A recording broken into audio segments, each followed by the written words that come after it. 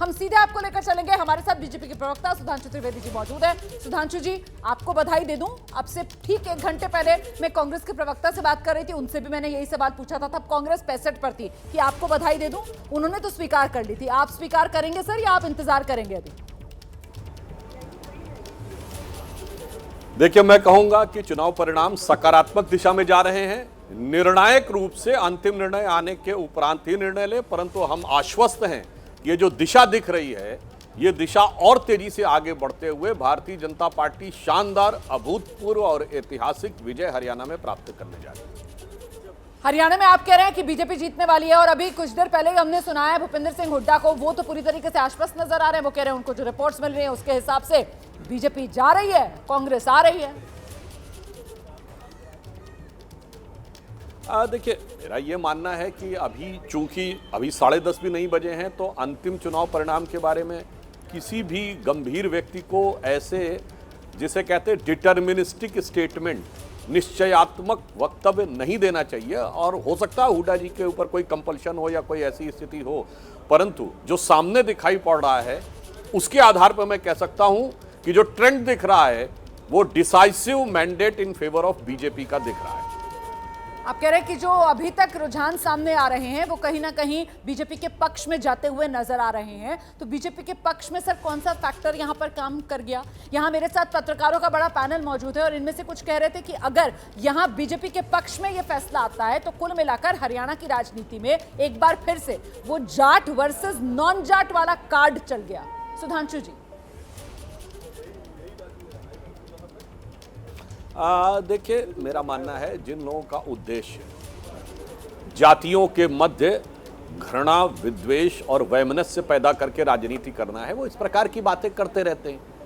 मैं तो बहुत छोटी सी बात कहता हूं, जाट रेजिमेंट भारत की सेना की है और उसका उद्घोष वाक्य क्या है? जाट बलवान, जय भगवान। और राहुल गांधी ने क्या भगवान के नाम की शपथ ली है? नहीं ली है संसद में, या ये अंग्रेजी में लिया है, सोलमनी अफर्म। तो भगवान के नाम की शपथ नहीं ली और भगवान के नाम की फोटो दिखाई है। भाई, इतनी आस्था थी तो भगवान के नाम की शपथ लेके दिखाते। इसलिए मैं कहना चाहता हूं, यहां पर विषय जात बिरादरी का नहीं है, यहां पर विषय एक समेकित विकास का है। और जहां तक अगर मैं एक बात कहूं तो मात्र 1 साल पहले तक हमारे हरियाणा के अध्यक्ष भी जाट थे, राजस्थान के अध्यक्ष भी जाट थे, उत्तर प्रदेश के अध्यक्ष आज भी जाट हैं, जहां जाट आबादी बहुत कम मानी जाती है, और संवैधानिक पद पे भी थे। तो ऐसा नहीं है कभी कोई कहता है ये हो गया वो हो गया, हम सबको समान रूप से देखते हैं। और मैं कांग्रेस पार्टी से तो ये कहना चाहूंगा, चौधरी चरण सिंह को प्रधानमंत्री नहीं बनने दिया, जो आज तक के सबसे बड़े जाट नेता रहे, तो कांग्रेस पार्टी ने, और चौधरी 89 में मुख्यमंत्री नहीं बनने दिया तो मुलायम सिंह जी ने और वीपी सिंह ने मिलकर, जो समाजवादी पार्टी में इनके साथ है। तो अगर आप परंपरागत रूप से देख लें तो जो ये सोच रहे थे अगर जात बिरादरी के हिसाब से भी, तो वो जो ऐतिहासिक जो सत्य है उनके साथ मैच खाता नहीं दिखता। सर, हालांकि देखिए अभी नतीजे तो है नहीं, हम सब जानते हैं कि शुरुआती रुझान है और हम सभी कह रहे हैं कि अभी थोड़ा सा और इंतजार कर लेना चाहिए 11 बजे तक का कम से कम, ताकि कंसोलिडेट हो जाए ये रिजल्ट्स। लेकिन ये जो रुझान है कि बीजेपी वो बहुमत वाला आंकड़ा 46 का और उसको भी पार करके 50 पर अभी खड़ी हुई है, कांग्रेस 35, मतलब 2014 में जब पहली बार बीजेपी ने सरकार हरियाणा में बनाई थी तब भी 47 का नंबर था और उससे भी आगे 50 पर इस समय बीजेपी है। तो ऐसे में एग्जिट पोल के बिल्कुल उलट ये नंबर आना, इसके पीछे वजह आपको क्या लग रही है सर? क्या फैक्टर काम कर गया? देखिए, मैं एक बार पुनः कहूंगा कि अंतिम निर्णय आने के बाद ही अंतिम निष्कर्ष निकालना चाहिए, परंतु जो ट्रेंड दिख रहे हैं तो ये गंभीर सवाल भी होगा। सभा में भी भले ही एग्जिट पोल हमारे पक्ष में थे, वो एग्जिट पोल एकदम सटीक नहीं निकले, और यदि यहां पर भी ये बात आता है तो इसका मतलब कहीं ना कहीं मेथोडोलॉजी या कोई व्यवस्था में कोई ऐसी त्रुटि हो सकती है, जो उन विशेषज्ञों को इसके बारे में विचार करना चाहिए कि असेसमेंट में गलती कहां हो रही है। या तो हो सकता है जनता इतनी समझदार हो गई कि वो अपना अभिव्यक्ति नहीं कर रही है, या फिर प्रक्रिया को में वो कहीं ना कहीं वातावरण से प्रभावित हो रहे हैं। अब जो भी बात रही हो, ये तो उनके विशेषज्ञों के विवेक के ऊपर छोड़ता हूं। ठीक है, हरियाणा और जम्मू कश्मीर में सर जब तुलना की जा रही थी तो बीजेपी कमोबेश जम्मू कश्मीर में ज्यादा उत्साहित नजर आ रही थी नतीजों के दिन से पहले, लेकिन आज जैसे जैसे का रुझान सामने आ रहे हैं, जम्मू कश्मीर जितनी उम्मीद की थी क्या उस हिसाब से ये रुझान अभी तक जो देखने के लिए मिले हैं जम्मू कश्मीर के, इस पर आपकी टिप्पणी? देखिए, जम्मू कश्मीर में, जैसे मैं हरियाणा में कह रहा हूं, हमारे लिए बहुत अच्छे रुझान है, फिर भी मैं कह रहा हूं अंतिम परिणाम आने तक निष्कर्ष निकालने की प्रतीक्षा करनी चाहिए। यही हम जम्मू कश्मीर में भी कह रहे हैं। और अभी शुरुआत में तो हम कश्मीर घाटी में भी कुछ सीटों पर आगे दिखाई पड़ रहे थे। हमें पूर्ण विश्वास है कि हम जम्मू कश्मीर में, जम्मू रीजन में स्वीप करेंगे और कश्मीर क्षेत्र में भी हमारे समान विचार रखने वाले बहुत से दलों के साथ हमारा समर्थन हो सकता है। तो मुझे लगता है जम्मू कश्मीर के बारे में भी अंतिम परिणाम आने के बाद ही निष्कर्ष निकालना चाहिए, क्योंकि आपके अभी जो सुझावों में भी कोई बहुत क्लियर पिक्चर नहीं दिख रही है।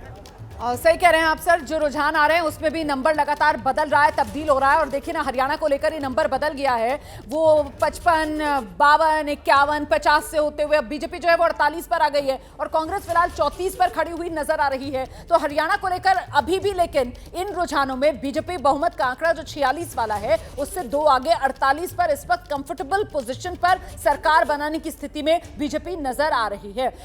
सुधांशु जी, ये जो शुरुआती रुझान आ रहे हैं इसमें हम एक ट्रेंड देख रहे हैं, और वो ये कि जो बीजेपी ने अपने मंत्रियों को रिपीट किया है, टिकट देकर उनको उम्मीदवार बनाया है, वहां पर पार्टी को झटका लग रहा है सर। हालांकि 4 मंत्री और कुल 15 विधायक जिनके टिकट काट दिए गए, उस लेवल पर आपको लगता है टिकट बंटवारे के लेवल पर कुछ और सख्ती बरतनी चाहिए थी? एंटी इनकम्बेंसी की शायद वहां पर काट हो सकती थी सर।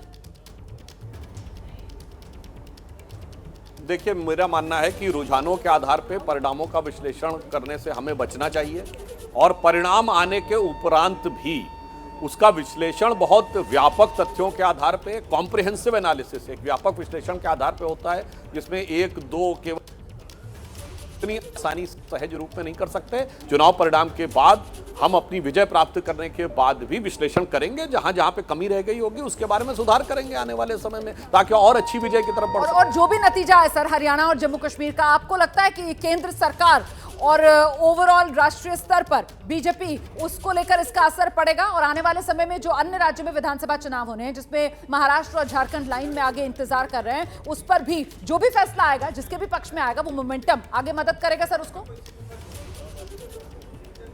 देखिए, एक बात तो बिल्कुल निश्चित है, आपके पैनल पे जो भी लोग बैठे होंगे, हमारे विरोधी दल के प्रवक्ता हों अथवा राजनीतिक विश्लेषक हों, हमारे पक्ष का विचार रखते हों या विपक्ष का विचार रखते हों, एक बात तो स्पष्ट है कि मोदी जी के नेतृत्व में भारतीय जनता पार्टी अब भारत की राजनीति में इस प्रकार केंद्र में आ गई है कि हम सत्ता में हो या प्रतिपक्ष में, राजनीति की धुरी हम ही हैं।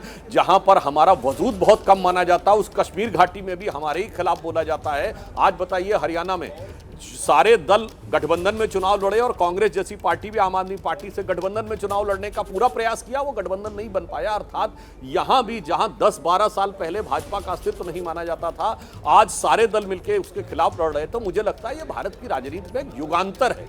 चुनाव परिणाम किसी भी राज्य के कुछ भी रहे, ये एक पैराडाइम शिफ्ट, जिसे कहते हैं ना कि एक वाटरशेड एरा भारत की राजनीति में स्थापित हो चुका है। मोदी जी के नेतृत्व में भारतीय जनता पार्टी ने करने में सफलता हासिल की। बहुत शुक्रिया सुधांशु जी, अपनी बात रखने के लिए। इंतजार करना होगा सुधांशु त्रिवेदी ये कहते हुए, लेकिन साथ ही साथ इस बात को रेखांकित करते हुए कि साहब भारतीय राजनीति में जो पैराडाइम शिफ्ट हुआ है, इस बात को समझना होगा कि अब भारतीय राजनीति की दूरी जो है वो बीजेपी के इर्द गिर्द ही सिमटती हुई नजर आती है।